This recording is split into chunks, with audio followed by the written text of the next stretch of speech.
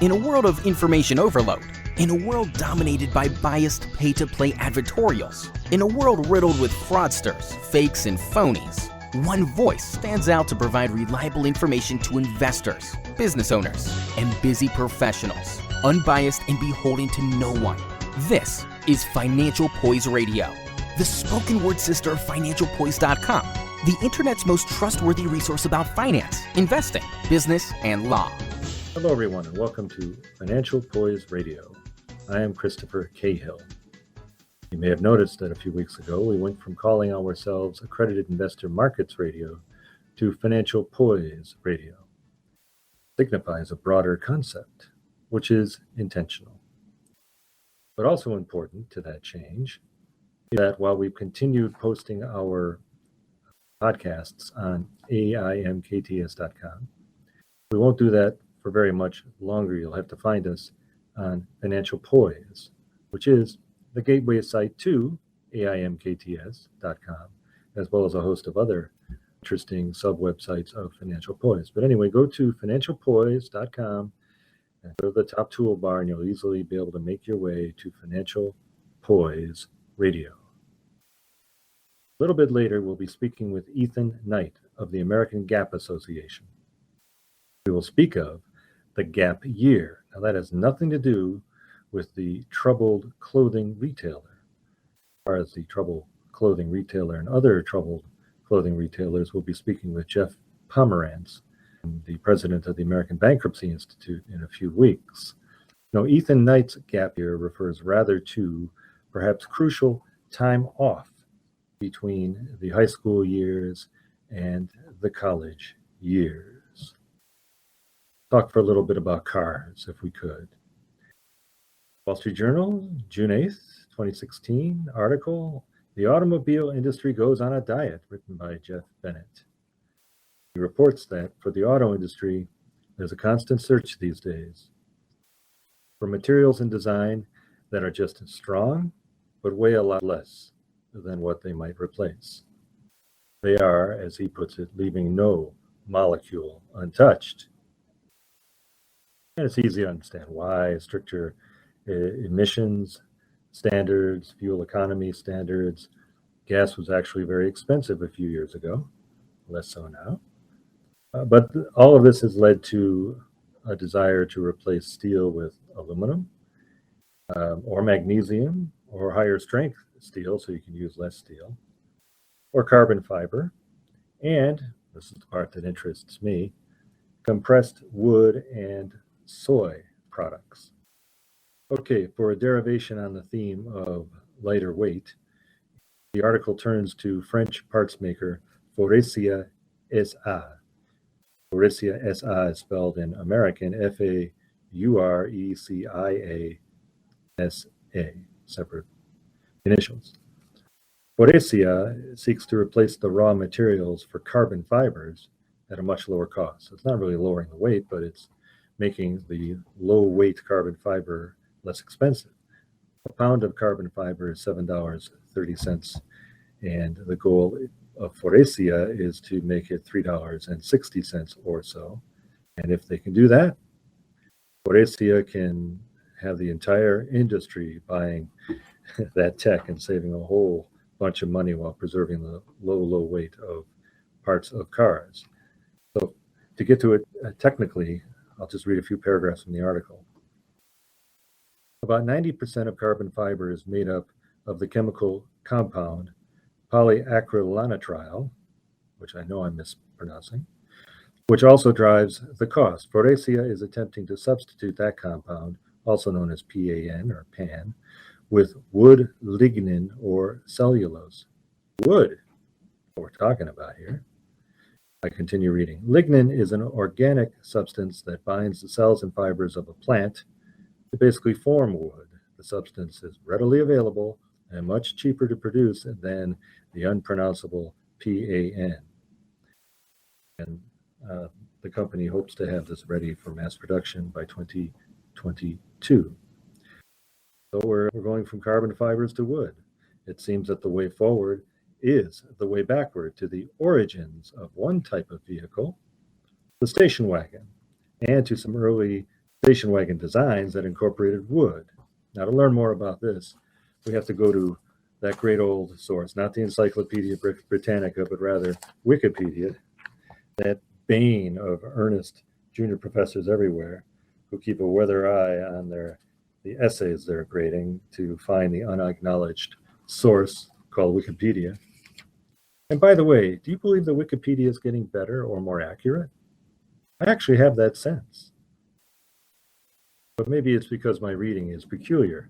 I know that the entry on Bob Elliott and Ray Goulding, the great radio comics from the last great age of radio, who just cracked me up.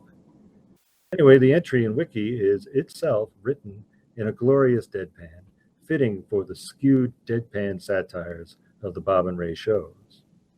So I'll just move right on to the Wiki entry for station wagon, and there we find, and I'll be reading liberally here, station wagons have evolved from their early use as specialized vehicles to carry people and luggage to and from a train station and have been marketed worldwide. Station wagon and wagon are the common names used in America, Canada, New Zealand, Australia, and Africa, while a state car and estate are common in the rest of the English-speaking world. There's a rest of an English-speaking world? Oh, maybe they mean the UK. Anyway, both names hearken to the car's role as a shuttle with storage space for baggage, that shuttling between country estates and train stations, not as in the current usage between soccer fields and everywhere else that parents ferry their children. Anyway, reading again, having shared antecedents with the British shooting brake, originally a wooden-bodied vehicle used to carry shooting parties with their equipment and game, station wagons have been marketed as brakes, using the French term. Seems to be a theme today, French terms. A French term which is sometimes given fully as brake de chasse, literally hunting brake. Early U.S. models often had exposed wooden bodies and were therefore called woodies. Those of you of a certain age will remember, because it's hard to forget, Melanie Griffith leading Jeff Daniels into a vintage woody at the denouement. Oh, there's the French again, sorry. At the denouement of the 1986 film, Something Wild. So it seems that wood, lignin, and cellulose are going about as new and old components of automobiles. Something old is something new, which for those like me who gape at technology is also something wild. Well, I'd be remiss if I did not mention an important new article on financial poise for those of you in business. That's anybody in business. If you're in business, you probably have trade secrets, processes or technologies that are key to the value of your company that wouldn't be nearly so valuable if others knew what they were. And you have other kinds of confidential information. Well, somebody screws you over. What should you do? Should you sue? Think twice. We have something called discovery in American civil lawsuits, in which both sides and the court can look at both sides, all information, including confidential information, unless you get certain protections negotiated with the other side or sought through order from the court. But be careful out there. The article's title is The Civil Courts When Your Confidential Information Isn't So Secret. And it's by Adam Hirsch, dated June 7th. It's found right on the front page of the Financial Poise website. And now let's get on to Mr. Knight. What is a gap year? And is a gap year good for you or for your graduating high school student? A gap year occupies the period between high school and college, yes, but it is not precisely the same as work, nor the same as backpacking Europe, nor the same as the grand tour British aristocrats would take in E.M. Forster novels. We shall learn more about the gap year today. In 1996, Ethan Knight, our guest, took his own gap year to India, Nepal, and Tibet. Back then, the only option for taking a gap year was through the Center for Interim Programs.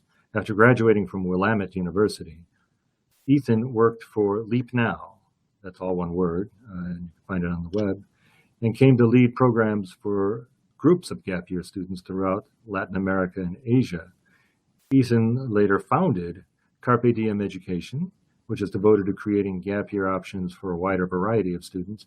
And in 2012, together with others, Ethan founded the American Gap Association, a professional association for gap year providers, to help the industry share information and develop best practices, as well as modes of evaluation. To learn more about the American Gap Association, go to www.americangap.org. Hello, Ethan. Good to have you on the show. Thanks very much for having me. So I believe that when I long ago entered college, that I would have benefited, and in fact benefited decisively, from taking a year off between high school and college. And in my mind, I would have been working. I think I would have saved money. That would have made a difference. More important, I would have had another year to develop habits of frugality and thrift. And most likely, I would have been stimulated by the toil, which was incidentally making pizzas, to anticipate and esteem academic joys. But on the AGA website, you say that those things do not a gap year make. And I'm quoting, "Gap years are more than simply grabbing a part-time job at your local yoga studio, grocery store, or Dairy Queen. While working can be an insightful and cost-cutting way to prepare for your gap year, it is in and of itself not considered a gap year." So, a loaded question. What do you have against working as a step toward maturation or toward a more purposeful education?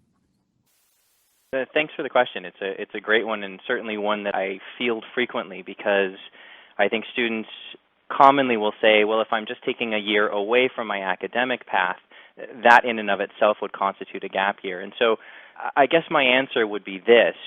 Certainly I have to give the preamble here that I'm a Dairy Queen addict. If there's a road trip, I will stop to have a Blizzard like nobody's business. So it's not me knocking Dairy Queen. I probably supplement their retirement program and great forward every time I'm on the road. But that being said, a gap year, if you're just looking at it as work alone, in and of itself, that's all that one does over the course of their gap year, then it's our stance that the benefits that are going to be reaped, though financial in size and hopefully in number enough to actually contribute to college costs, the outcomes from a student benefit side just aren't there. We still think that work should be a component of gap year, and so we're not saying that work should be completely off the table. In fact, I strongly believe, and many of the students out there will want to mute this part for their parents, I strongly believe that every student should work and contribute towards their gap year financially, even if that's just a summer job or 2 summer jobs or working partially through the gap year experience. I think it's really important to have some skin in the game. But in general, the gap year is more than just work. What I'm seeing more commonly is a student might work for some segments of the time and then otherwise do some volunteering, perhaps a little career exploration in the form of an internship, and a little bit of adventure. I think part of the idea is to stretch yourself a little bit and just tap into what kinds of new and undiscovered resources and resilience each one of us have. All right. That does sound like a lot of fun and enlarging in spirit for somebody without necessarily depriving them of money. And I like the skin in the game thing too. So as a parent, I can tell you that it matters.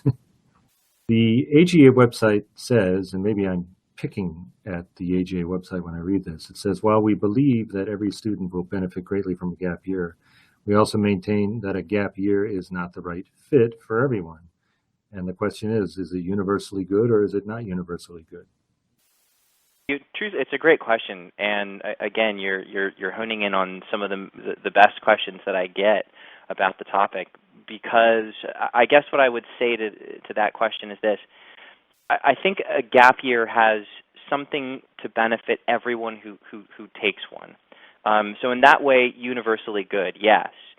The question for me, though, is there something that's better in some cases? And so my exhortation, or rather the question that I like to ask students specifically is are you excited? Are you genuinely and enthusiastically excited about going to college? And I don't mean about the social aspect of things. Certainly that will still be there, and that's something to be excited about. I mean in terms of diving into a concerted educational pathway, one that costs on average $30,000 to $60,000 a year now. I just wonder if you're not enthusiastic about that path ahead of you, then I would seriously consider taking a gap year.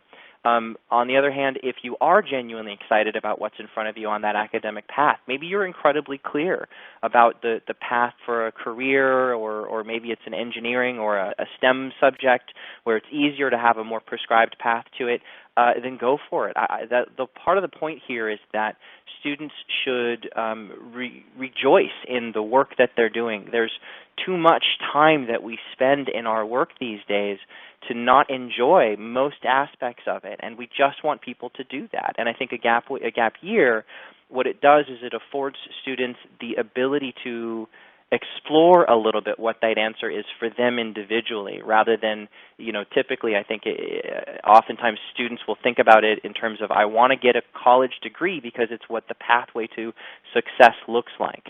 But I would argue that the vast minority of students will actually be able to tell you what that path to success looks like for them, as opposed to just the royal we path of success, which typically looks like more money and more hours at work. But are you really loving that work? Are you enjoying it? Do you feel like you're contributing to something?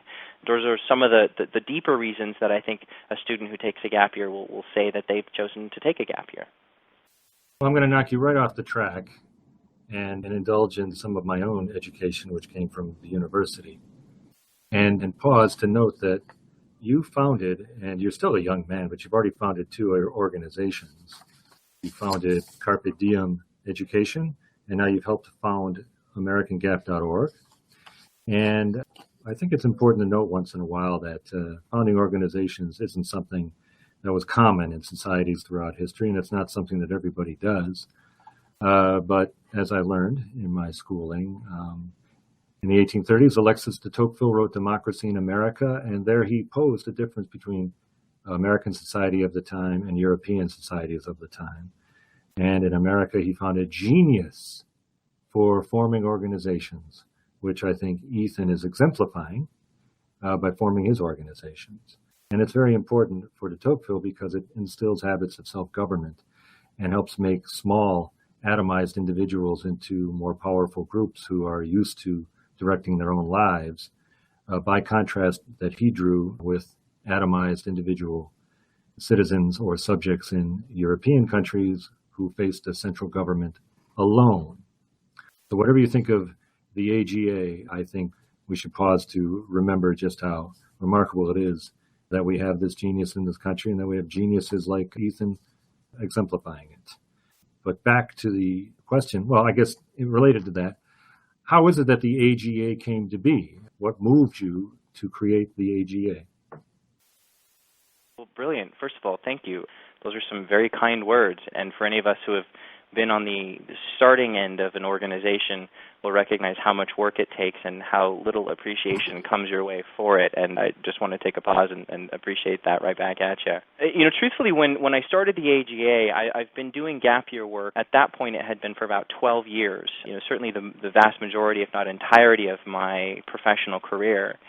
And as I had seen the benefits to students and to organizations and to the staff who were a part of it, recognizing the profound impact that these experiences, when well done, have on a student's longevity, their sense of purpose, their sense of contribution in the world, I realized that the question why we weren't growing more quickly. And then the analogy came to mind of the Occupy Wall Street movement, where absent some sort of central organizing principle, some central messaging, a flag, if you will, around which everyone could organize, it just sort of seemed to peter out. And so at that point started to look around to everyone and said, does this seem like a good idea in the field? And everyone said, yeah, it's a great idea. We just don't have the time to do it. And so fundamentally I threw my name in the hat because I had some time and some gusto to do it. But where it all came from initially was a desire, because I'd heard from educational consultants, from counselors, from college counselors, from students and parents all across the board, was there was a sort of an affinity to the notion of a gap year. But when it came time to actually recommending one, because they didn't know who the good ones were, because they didn't know what sort of a good gap year looked like, because they were afraid that if they made a recommendation to an organization that didn't work out well, they'd be on the hook, liable, if you will. We decided to, in essence, start the process by first defining gap year, and then secondly, reaching out to the U.S. Department of Justice and the Federal Trade Commission to, in essence, become the standard bearer for gap years in the U.S. And so we wanted to make sure that organizations, if a student was going to go with one, had the ability to, as much as reasonably possible, say we're adhering to the best practices of the industry, we're interested in keeping the students safe. Pedagogically, what we're doing actually is contributing to the welfare of the students, and ideologically, what we're doing in host communities, especially in the developing world, is responsible to the long-term interests of that community, who are there far longer than our students typically are. So really it came about because I wanted to see this movement grow, but felt like we were lacking some of the key organizing principles to get there. All right, now I'm going to reveal myself. I guess I'm talking about myself a lot in this questioning, but that's the gap year has a way of focusing one on how one developed and what one has learned and so on. But I ultimately became a social scientist before becoming a lawyer. So when I see something on like what is on your site, and I'm quoting, taking a gap year has been shown to increase college graduation rates, improve GPAs, increase participation in campus activities, and overall increase career satisfaction.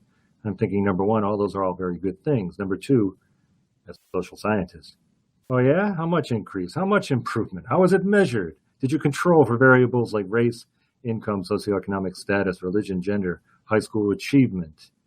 And I guess I'll start with the following question. What about selection bias? Is it that, are these increases, these improvements, function of people, youngsters choosing gap year programs who are already pre-gap year more motivated to achieve? That is, I think, the million-dollar question. And unfortunately, I don't have a great answer for it, because I think the data that we have in one sector, I'll point to some data in another sector that does actually factor for those types of biases. But the work that we're doing right now, or actually we just released the 2015 National Alumni Survey, and that's pages and pages of about a year and a half worth of effort that was done in concert with the Institute for Survey Research, Temple University, and then it was also IRB approved. And all of that's to say that all of that data is still subject to to that type of bias. And I wish that that was something that we had more data to dial in about. That selection bias is a limitation, but truthfully, until we can get into some of the larger bodies of research that are out there, I'm imagining most specifically the NCES, the National Center for Education Statistics, until we can get into that body of research, fundamentally we just won't know. Truthfully, we don't actually even know the total number of students who are taking a gap year, though there's a question about the gap year on the Common App now for colleges. It's listed, I think, poorly in the section of academic deviations, and it's quite well buried, so that students who are maybe reporting that they're taking a gap year might not even notice it. Still to this day, colleges are less commonly going to be tracking gap year students to know what kinds of outcomes they're seeing. So most of what we have is done honestly from that body of research, the National Alumni Survey from 2015. It's really subject to that same type of bias, and I'd love to see us propel ourselves from a research perspective into further layers of understanding the kinds of outcomes for students. But that being said, we do actually have a pretty compelling piece of data that's put together by Bob Claggett. He's currently in Austin, Texas, but before, when he started his research effort, it was done, he was actually at Middlebury College as their Dean of Admissions, and then before that at Harvard. And his origination story for his body of research is really around having noticed that these gap year students were doing better on academics once they hit college. And so he created what I think is a fairly phenomenal set of tools to do the research, where he's asking certain universities They have to track the students who are gap year, and then they also have to come up with a rating system. And so just to contextualize this for you, Middlebury College, for instance, has a rating scale of from 1 to 7 with pluses and minuses, where a student is rated based on what they think that GPA of the student will be on an amalgam of everything from their SAT and ACT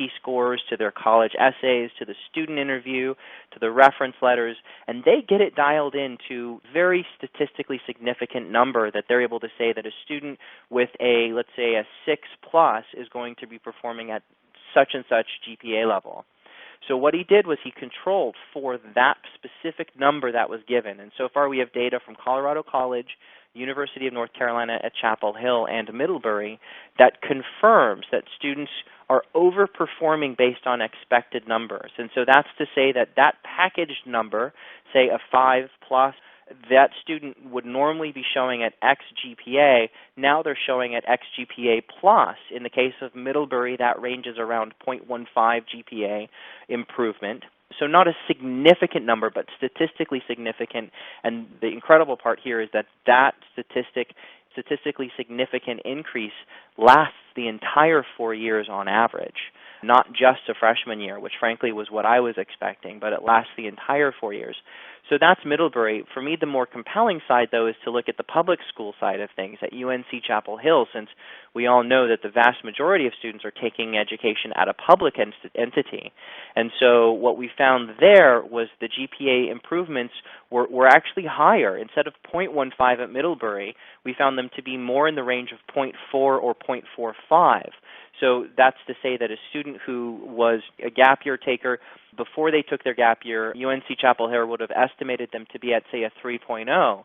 Now they're finding that as a result of the gap year, or sort of not necessarily as a result, but having taken a gap year, that same student is now performing at a 3.4, 3.45 GPA. Well, it sounds like at least you're doing what the data, I should say, supports, that at least you're doing what doctors ought to do, which is no harm. And that good is occurring, and maybe you're fostering it. Maybe you are causing it. It's hard to know. It is a complex thing for sure. Let's shift then. Where do gap year programs come from? Who proposes them? Do you mean who proposes them in terms of organizing, or do you mean which proposes them first, the student or the parent? Oh, I was thinking not even of the student or the parent, but rather of the organizations themselves who are offering a gap year experience. I mean, what kinds of people are coming up with these things, and what are they emphasizing when they do? It's a great question. And, honestly, what we're seeing is the gap year space is very interwoven with outdoor education as well as international education. And so, truthfully, what we're seeing is an amalgam, probably half nonprofits, half for-profits. We're seeing religiously centered organizations. We're seeing secular centered organizations. We're seeing purely service centered organizations. There's an organization in Montana called Ridge Mountain Academy that just does sports. So if you're interested in maybe pursuing a career as a professional athlete, they work with you to foster that and pave the way forward. There's an organization based out of the UK that does work with art history exclusively, and they're primarily headquartered in France and Italy for their programming.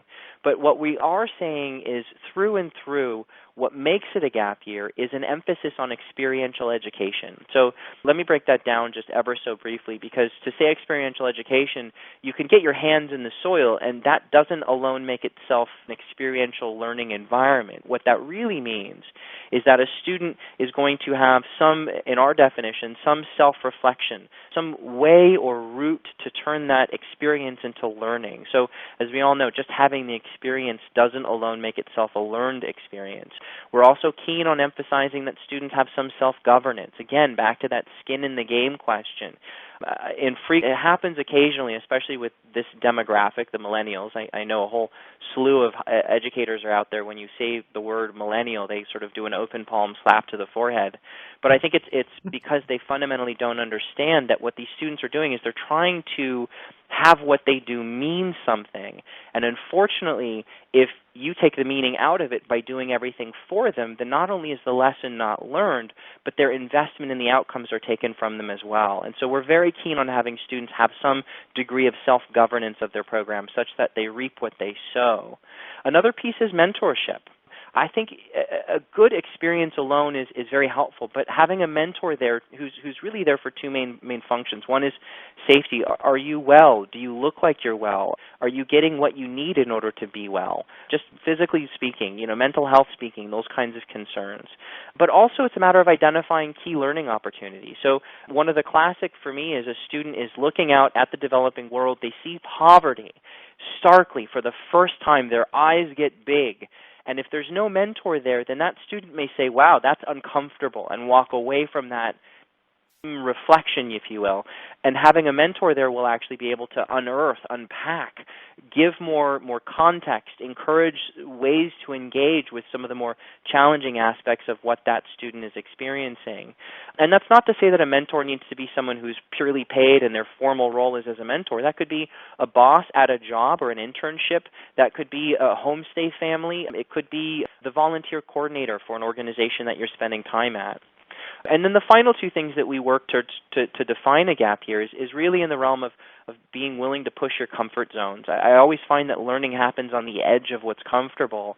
And then also the last of the five really key elements here is having to do with being willing to see things from another perspective. I like to say that in this generation, every student will have a boss from another culture or be the boss of someone from another culture. And if you don't know how to navigate some of those cross-cultural norms, I think you're setting yourself up for a much more challenging path, and that's being euphemistic about it. It's not to say, too, that cross-cultural experience even has to be international. I will argue that there's a cross-cultural experience to be had, say, coming from New York City or Los Angeles and going to Louisiana or Alaska. There's cross-cultural experiences certainly to be had here domestically. All right. Well, here is the $64,000 question. At least that's the question when it comes to paying tuition, fees, and room and board for some colleges. How is a gap year paid for from the student's perspective? Yeah. Well, here it's an interesting thing. You brought up de Tocqueville earlier. In the UK, where the gap year originated from, they actually tend to not do very much in terms of scholarships. They'll charge a lower price and say it's yours to go fundraise, go spend a summer, earn enough money, and do it. And that's a proposition that has found some degree of success in the UK. In the States, we actually do it, interestingly enough, in a somewhat more socialist fashion, which is, I think, in line with higher education in general. We charge a higher price, but then use those extra dollars to subsidize the lower income. And so what I will say is that I think, a student should always, again, put some effort into working. But it's an unheralded and I think oftentimes forgotten element is to just ask the organizations that you're interested in working with what kinds of scholarships they have available. In our own survey, we found that $3 million, just shy of $3 million, was given away in needs-based aid if students just asked. And again, that tends to be more focused on the needs end of the side. I also think that there's a real deep possibility to work with a gap year consultant. So I think one of the challenges here is you don't know what you don't know. So you're either going to learn it the hard way with some very lasting consequences, you're going to learn it the hard way with some great lessons, or you're just not going to learn it at all and muck your way through it. And so working with a gap year consultant oftentimes is a good way to overall save money because you might pay them a couple $100 or $1,000 up front, but what they're going to do is be able to place you in a better vetted, better suited, maybe even a work trade or a paid type of situation where part of what you're doing is actually earning some money or, working in exchange for your room and food. I also do like to emphasize two other big points here.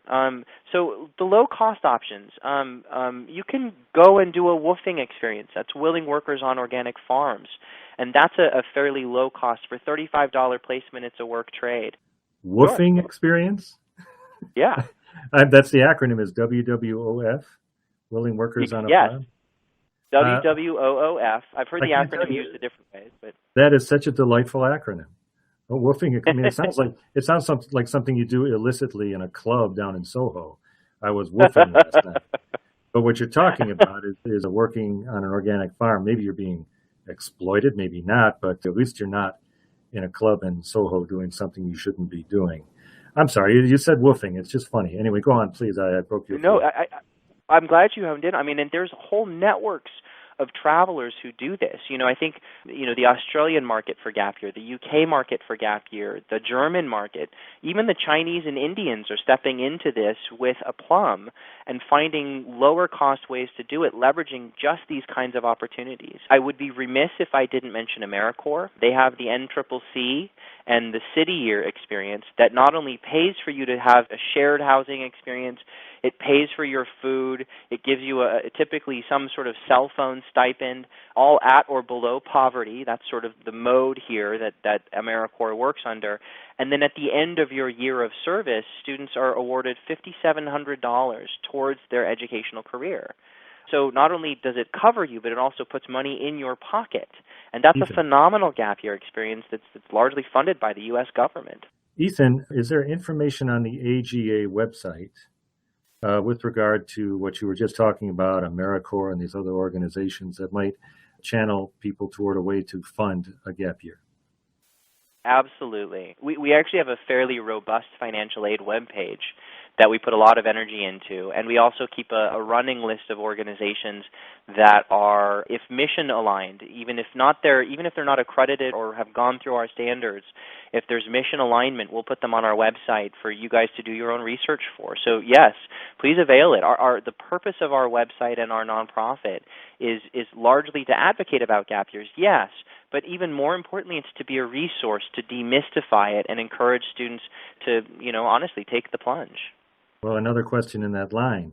You mentioned consultants who would help advise students on different gap year opportunities or perhaps even for gap year funding. Is there a registry or a listing of such consultants or do you vet them, AGA? We do have them listed on our website. At this point, we don't have a formal process for vetting them. What I will say is the ones that are on our website are there because I personally, having spent, at this point 15 years of my career in this space, would feel confident working with almost all, if not all, of the ones that are on that list. And I will say, it's a fairly short list, but one that's growing. At our Gap Year conference that we just closed out in Boston, there was another 3 people that were throwing their name in the hat to be Gap Year consultants because they found such A, mission alignment, and B, there's an opportunity in the marketplace as this kind of thing continues to become more popular. All right, so Ethan, you took your gap year 20 years ago to India, Nepal, and Tibet. And I note that safety is kind of emphasized throughout the AGA website descriptions of what you do. You accredit gap year programs for quality, but also for safety. So it's kind of a big deal. And I don't know, maybe I want the frisson of scaring people, but what are the unsafe? I mean, you're not sending kids out to floating fish canneries on the Arctic, are you? What kinds of dangers are being referred to obliquely by referring to the desire to accredit safe organizations and safe programs?